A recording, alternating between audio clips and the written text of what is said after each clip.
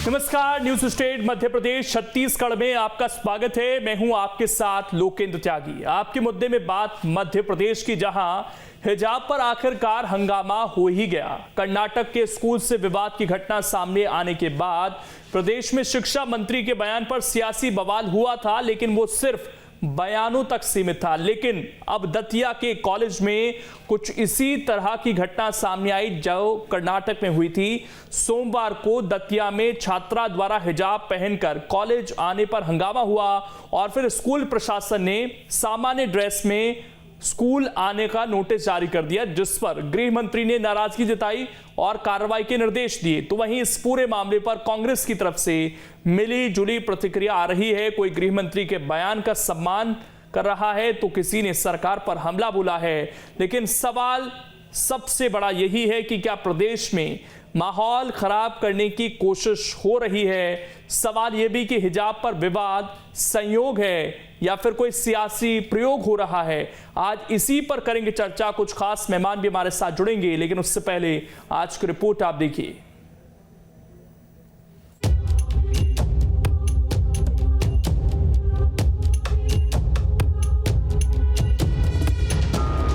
हिजाब पर कर्नाटक में हुए हंगामे की आहट अब मध्य प्रदेश तक पहुंच चुकी है। प्रदेश के गृह मंत्री नरोत्तम मिश्रा के निर्वाचन क्षेत्र दतिया के कॉलेज में सोमवार को 2 छात्राएं हिजाब पहने नजर आईं, जिस पर हिंदूवादी संगठनों ने हंगामा कर दिया। कार्यकर्ताओं की नारेबाजी के बाद कॉलेज प्रबंधन हरकत में आया और कॉलेज में सामान्य ड्रेस में ही आने का नोटिस जारी कर दिया। घटना का वीडियो सामने आने के बाद जब मामले ने तूल पकड़ा तो गृह मंत्री का जवाब आया। जो सोशल मीडिया पर वीडियो वायरल हो रहा है वो भी मैंने देखा है। महाविद्यालय के प्राचार्य ने किस परिस्थिति में, किस कारण से और क्यों इस तरह का आदेश निकाला, मैंने कलेक्टर दतिया को तत्काल निर्देश दिए कि इसकी तत्काल संज्ञान लें। प्रदेश सरकार पहले भी स्पष्ट कर चुकी है कि हिजाब पर बैन को लेकर सरकार के पास में इस तरह का कोई भी प्रस्ताव विचाराधीन नहीं है। इसलिए न तो कोई इसमें भ्रम फैलाए और न ही कोई भ्रमपूर्ण कार्रवाई करे, ये सभी से प्रार्थना है। उन्होंने कहा, प्रदेश में हिजाब पर बैन को लेकर कोई प्रस्ताव नहीं है। वो प्राचार्य के आदेश की जांच करवा रहे हैं। गृह मंत्री डॉक्टर नरोत्तम मिश्रा जी का धन्यवाद देना चाहता हूँ कि जिन्होंने मध्य प्रदेश में दोबारा कल जो दतिया जिले की एक घटना सामने आई उसको लेकर मैंने उस परिवार से कल ही कहा था कि गृह मंत्री का जिला है, आप जाके उनसे मिलिए, और वो परिवार गृह मंत्री जी से मिला और वो बच्चियों का निराकरण आज हुआ, इसके लिए धन्यवाद। और मध्य प्रदेश में सभी शिक्षा संस्थाओं के लोगों से कहना चाहता हूँ कि कोई भी भ्रम की स्थिति में ना रहे। पहले भी गृह मंत्री जी ने स्पष्ट कर दिया कि मध्य प्रदेश की तरफ में सरकार ने हिजाब पे कोई प्रतिबंध नहीं लगाया। वैसे तो हिजाब महज एक लिबास है, लेकिन आजकल देश में चुनाव का माहौल है तो लिबास का यह मामला भी सियासी हो गया है और यही कारण है कि हिजाब पर विवाद खत्म होने का नाम नहीं ले रहा है। लेकिन सवाल यही है कि क्या स्कूलों में ड्रेस को लेकर विवाद होना कितना सही है। Team news state.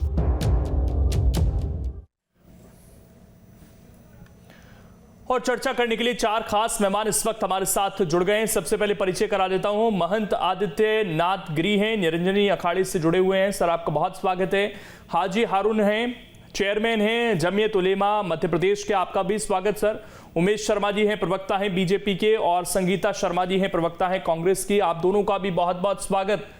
Umesh Sharma ji, स्थिति तो पहले ही स्पष्ट कर दी गई थी सर, फिर कॉलेज ने आदेश जारी क्यों किया कि आपको ड्रेस कोड में आना है? उसमें साफ साफ लिखा गया कि आपको हिजाब अवॉइड करना है, मतलब इस तरह के कपड़े पहनकर नहीं आने हैं कॉलेज के अंदर। अगर प्रतिबंध है, कोई रोक टोक नहीं है, तो फिर आप मानते हैं कि कॉलेज की गलती थी सीधे तौर पर? दोनों चीजें स्पष्ट। एक चीज तो आपने अपने पैकेज में भी स्पष्ट कर दिया, मध्य प्रदेश शासन की ओर से गृह मंत्री और भारतीय जनता पार्टी के नेतृत्व वाली सरकार की प्रवक्ता है, तो सरकार के प्रवक्ता के नाते और मध्य प्रदेश के गृह मंत्री के नाते नरोत्तम मिश्रा जी ने पहले भी इस स्थिति को स्पष्ट करा था कि सरकार के पास इस प्रकार का विचाराधीन नहीं है और हिजाब पर किसी प्रकार का प्रतिबंध लगाने के बारे में मध्य प्रदेश की सरकार कोई विचार नहीं कर रही है, कोई प्रस्तावना इस तरह की नहीं है। इंदर सिंह जी परमार ने भी अपनी स्थिति को बाद में स्पष्ट करा था और उन्होंने अपने बयान पर स्वयं स्पष्टीकरण दे दिया था कि इस प्रकार का कोई प्रस्ताव जो है वो सरकार के स्तर पर विचाराधीन नहीं है। एक तो ये बात, तो ये स्थिति तो स्पष्ट हो गई है कि मध्य प्रदेश में हिजाब पर कोई किसी प्रकार का प्रतिबंध नहीं है। अब आज की डिबेट का विषय, दतिया के जिस कॉलेज प्रबंधन ने इस प्रकार का नोटिस जारी करा है प्राचार्य जी ने, तो चूंकि दतिया स्वयं गृह मंत्री नरोत्तम मिश्रा जी के विधानसभा क्षेत्र में आता है और उन्होंने स्वयं कलेक्टर से बात करी है, ऐसा मैं आपके चैनल पर बाइट भी सुन रहा था और उन्होंने ये संज्ञान लेने को कहा है कि किन परिस्थितियों में प्राचार्य ने इस प्रकार का नोटिस जारी करा है, स्थिति किस प्रकार की थी, किस प्रकार की स्थिति के चलते प्राचार्य ने वो नोटिस जारी करा है। क्योंकि जिलाधीश जी को स्वयं गृह मंत्री जी ने निर्देशित करा है, तो मुझे लग रहा है कि 1-2 दिन में स्थिति स्पष्ट हो जाएगी। अभी जो प्रथम दृष्टया या वीडियो सामने आया है, आरिफ मसूद जी अभी कांग्रेस पार्टी के विधायक है, वो अपनी तरफ से स्वयं धन्यवाद कर रहे हैं गृह मंत्री जी को। तो मुझे लग रहा है कि कहीं भी दोनों दलों के बीच में कोई राजनीतिक अंतर विरोध नहीं है और दोनों दल जो है इस मुद्दे के ऊपर सहमत है कि मध्य प्रदेश में इस प्रकार का। लेकिन इसमें फिर दूसरी चीज भी आती है ना सर, कुछ नेता ये भी कहते हैं कि ड्रेस कोड है स्कूल का, उसमें बच्चों को आना चाहिए ताकि बच्चे एक समान दिखें। बिल्कुल ठीक बात है लोकेश जी, अब ये विचार तो समाज के उन लोगों को करना पड़ेगा कि जो इसका उल्लंघन करते हैं। ये विषय ऐसा है कि मुझे लग रहा है कि या तो आप एक तरफ आजादी दे दीजिए, अगर स्कूल फिर अपने स्तर पर कोई कार्रवाई कर रहा है तो फिर उसको हम कैसे गलत ठहराएंगे? क्योंकि दोनों चीजें सही नहीं हो सकती ना सर। एक तरफ आप ये भी कह रहे हैं कि कोई प्रतिबंध नहीं है, दूसरा स्कूलों को लेकर ये कहा जाता है कि वहां ड्रेस कोड होना चाहिए ताकि सारे बच्चे एक जैसे लगे। ठीक है लोकेश जी, मैं आपके दोनों प्रश्नों का संक्षिप्त में जवाब दे देता हूं क्योंकि अतिथि ज्यादा है, सबको समय देना होता है। दोनों विषय में स्पष्ट कर देता हूं। सरकार का ये विषय था, सरकार ने अपना विषय स्पष्ट कर दिया कि शासन स्तर पर कानून बनाने को लेकर इस तरह के प्रतिबंध का कोई प्रस्ताव विचाराधीन नहीं है।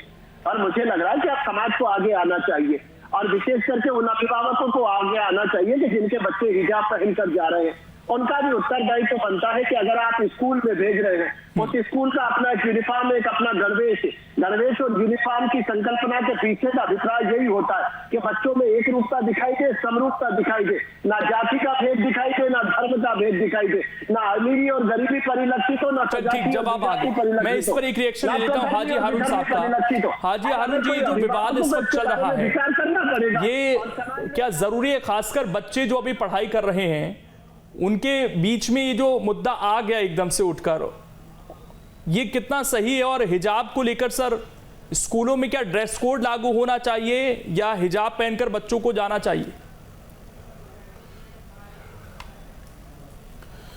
देखिए, बुनियादी बात जो हमारा एतराज है वो ये है कि ये जो कुछ दल और कुछ सेना और ये पुलिस बने हुए हैं और जहां चाहते हैं हंगामा करते हैं। मैं हारून साहब उसका जवाब लूंगा बिल्कुल, लेकिन मेरा सीधा सा सवाल आपसे था हारून साहब, नहीं पहले पॉलिटिकल डिबेट करना ही नहीं चाहते सर उस तरीके से। सुन लीजिए, नहीं मैं बात सुनूंगा। मैं एक चीज चाह रहा था सर आपसे, आपने जो विरोध दर्ज करवाया ना सर, मैं उसका जवाब लूंगा, बिल्कुल मैं उसका जवाब लूंगा। हमारे साथ दूसरे पक्ष के लोग भी जुड़े हुए हैं। मैं तो ये जानना चाह रहा था आपसे कि ये कितना ठीक है। पूरी बात सुन लीजिए, मेरा निवेदन सुन लीजिए। नहीं, मेरा निवेदन सुन लीजिए। किसी को जबरदस्ती करने का अधिकार नहीं है। ड्रेस कोड जो होता है, समाज में हर एक का अपना धर्म होता है, हर एक की अपनी स्वतंत्रता होती है। जैन धर्म के लोग शाम को सूरज डूबने से पहले खाना खाते हैं और वो स्कूलों में भी पढ़ते हैं। सिख लोग जो है, सिख लोग अपने बाल रखते हैं और पगड़ी भी पहनते हैं। कल आप कहोगे कि सिख लोग पगड़ी न पहने और दुपट्टा न ओढ़े। देखिए, एजुकेशन के मामले में इस तरह सख्ती नहीं की जा सकती और पर्दे की एक शक्ल होती है। पर्दा किया भी जाता है, कोई कम करता है, कोई ज्यादा करता है, कभी किसी से पर्दा करता है, कभी किसी से नहीं करता। लड़कियां जो हिजाब करती हैं वो भी किसी स्थिति में जाकर अपने टीचर के सामने पर्दा खोलती भी हैं। तो ये इस तरह जो पुलिस बने हुए हैं लोग और गुंडागिर्दी कर रहे हैं, ये कब तक समाज बर्दाश्त करेगा? सवाल ये किसी की बहन बेटी को जाकर ये दल के लोग जाकर खड़े हो जाना, गुंडागिर्दी करना, ये कब तक बर्दाश्त करेंगे? सवाल ये है कि सरकार कह रही है कि हम नहीं करने देंगे, नहीं लागू करेंगे। सवाल जो लोग बाहर के लोग आकर ऐसा कर रहे हैं, उनके ऊपर सरकार क्या कार्रवाई कर रही है? सवाल उनको रोके जाने की है। बाकी रहा सवाल कोर्ट का, तो हर जगह एक ड्रेस कोड होता है। हवाई जहाज के लोग हवाई जहाज उड़ाते हैं, उनका ड्रेस कोड होता है। जो सुप्रीम कोर्ट के जजेज हैं उनका ड्रेस कोड होता है। हाई कोर्ट के जजेज हैं उनका ड्रेस कोड होता है। कुछ स्कूलों में स्कार्फ भी होता है, कुछ स्कूलों में नहीं भी होता है। कुछ स्कूलों में दोनों प्रकार के अलाउ किए जाते हैं। कहीं कहीं ये भी होता है कि स्कार्फ को जो है ड्रेस की तरह उस कलर में तस्लीम कर लिया जाता है। ये सब चीज़ें समाज में चलती है। हम रात दिन देखते हैं हमारी हिंदू बहनें पर्दा भी करती है, किसी से करती है, किसी से नहीं करती है। ये सब चल रहा है, समाज बहुत अच्छे से चल रहा है। ये जो दल बने हुए हैं ये डंडा लेकर, चाहे कर्नाटक हो चाहे भोपाल हो, नहीं उसका जवाब नहीं आया, उसका जवाब अब तक नहीं आया। हारून साहब आप लोग, क्योंकि देखिए आपकी बात दूर तक जाती है। अब ऐसा ना हो कि जानबूझकर भी बच्चे जाना चाहें कि अब हम जाएंगे, वो वाला माहौल खराब नहीं होना चाहिए। तो क्या स्कूलों में बच्चों को ड्रेस कोड का पालन करना चाहिए? अगर किसी स्कूल में अलाउड नहीं है, मैं तो वो जानना चाह रहा हूं आपसे। नहीं, अगर हाँ, मेरा निवेदन यह है कि अगर कोई ड्रेस कोड का पाबंद नहीं करता तो क्या हम उसको पढ़ने से रोक देंगे? ये भी एक सवाल है। अगर हम कह रहे हैं ठीक है, जो नहीं पहनता है ड्रेस कोड का उपयोग करता है, ठीक है, मानते हैं। लेकिन जो नहीं करता है, मान लीजिए उनके घर में, उनके समाज में उनकी परंपरा नहीं है, तो क्या आप मुल्क के करोड़ों बच्चों को, बच्चियों को ड्रेस कोड की वजह से तालीम से वंचित कर देंगे? क्या सिखों को वंचित कर देंगे? क्या जैनियों को वंचित कर देंगे? जो मुंह में दूसरे मेहमानों के पास जा रहा हूं। बहुत सारे लोग तिलक लगाकर आते हैं। नहीं, सुनिए, नहीं, एक मिनट सुन लीजिए, मेरा पॉइंट आ गया सर। देखिए समय कम रहता है, क्या आते हैं उनका धार्मिक स्वतः। ठीक, हाँ, तो ये आप क्या पढ़ने से रोकेंगे? ठीक सर, आपका पॉइंट आ गया, मैं इसका जवाब दे लूंगा। मैं और मेहमानों के पास जा रहा हूं। आदित्यनाथ गिरी जी, देखिए हम बहुत सारे लोग ये नारेबाजी करते हैं कि ये देश शरीयत से नहीं चलेगा, संविधान से चलेगा। लेकिन फिर वो लोग जिनका हारून साहब जिक्र कर रहे थे कि वो अपने आप को जब पुलिस मानने लगते हैं, वो जब पीछा करने लगते हैं और गले में भगवा दुपट्टा डाल लेते हैं, तो क्या उनका विरोध नहीं होना चाहिए? वो क्या कानून के हिसाब से चल रहे हैं?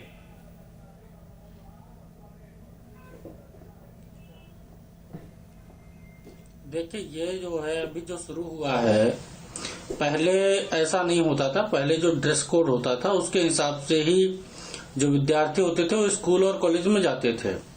लेकिन अचानक से ये हिजाब का विवाद जो पैदा हुआ है कि 5 राज्यों में जो इलेक्शन चल रहे हैं और उसी चुनाव की प्रक्रिया के बीच में ही इस प्रकार का एक जो है जिहाद का एक मुद्दा उठाया गया और इसको लगातार, इसको मुल्लों मौलानाओं के द्वारा इसको लगातार इसको प्रमोट करने का काम किया जा रहा है। अब आप देखिए, ये पहले दंगे हुआ करते थे देश के अंदर, पहले दंगे होते थे और दंगों के बाद में फिर इस प्रकार से धीरे धीरे इस्लामिक जिहाद जो है भारत में चलाने का एक बहुत बड़ा एक षड्यंत्र चल रहा है। उसी के तहत अभी हमने देखा था आज से 4 वर्ष पूर्व जो जेएनयू के अंदर जो नारे लगे थे कि इसका विरोध ये पुलिस देखेगी ना सर। बाद फिर ये चीजें अगर हो रही है तो ये पुलिस देखेगी, कोई भी किसी के पीछे थोड़ी पड़ जाएगा सर भगवा दुपट्टा डालकर।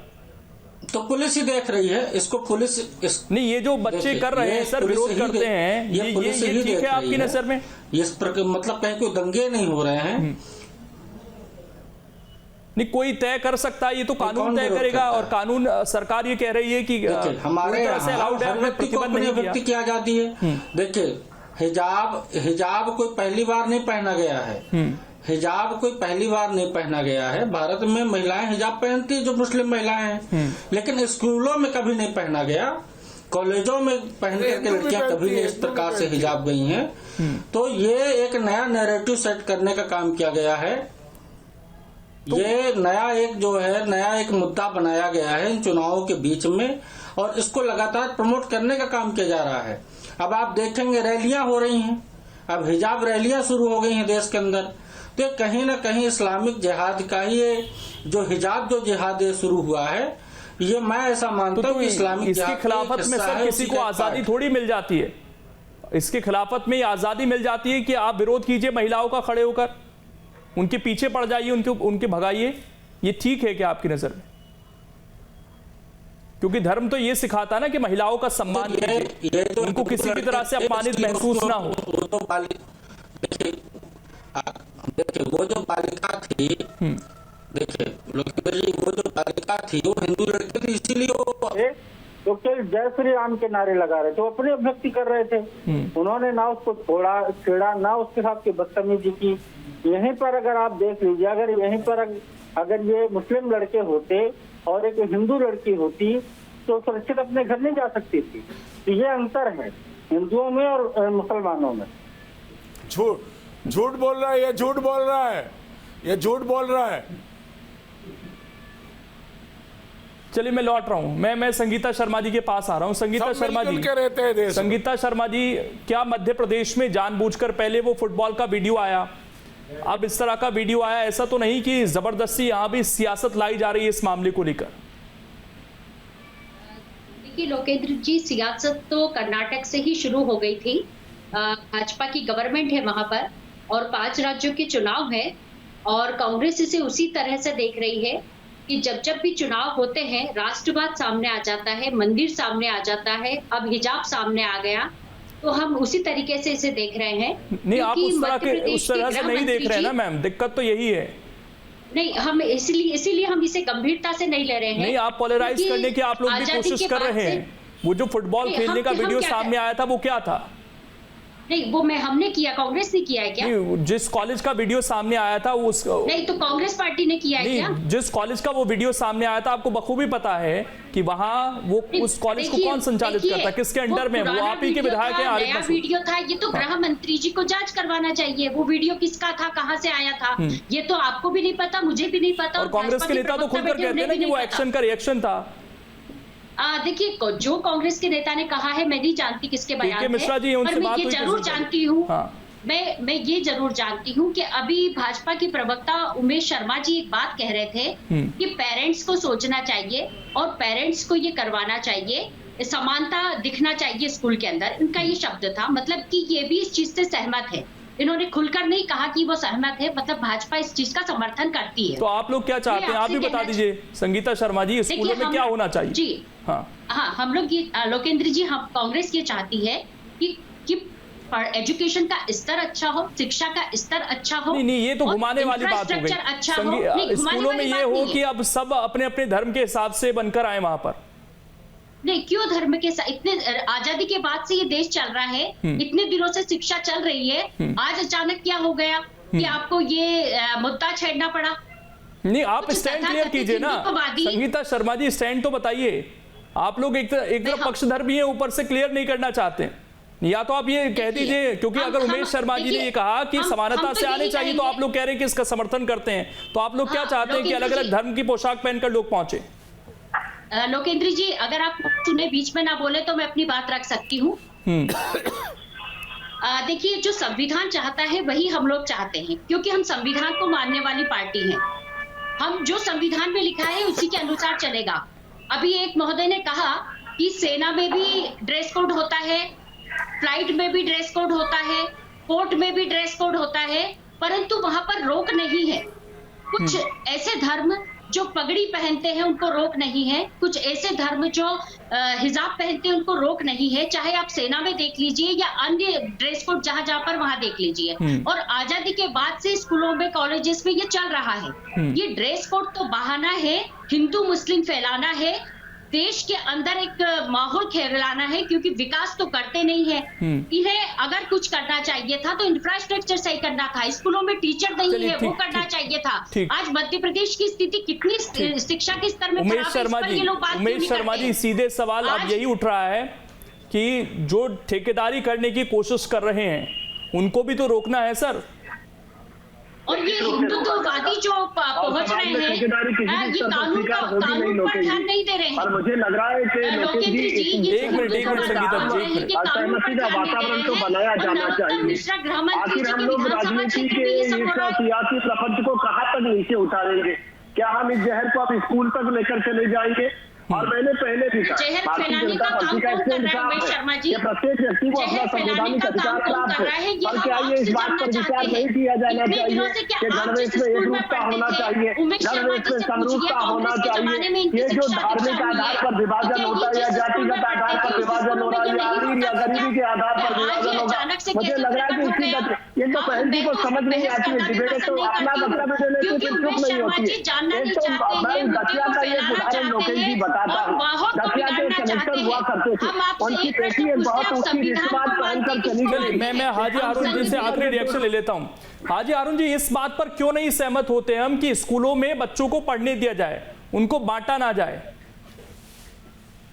अगर कोई किसी धर्म विशेष की पोशाक पहनकर आएगा तो हो सकता है कि वो बंटवारा हो, वहां पर एक समान बच्चे दिखें, क्या इस पर हमें सहमत नहीं होना चाहिए? नहीं,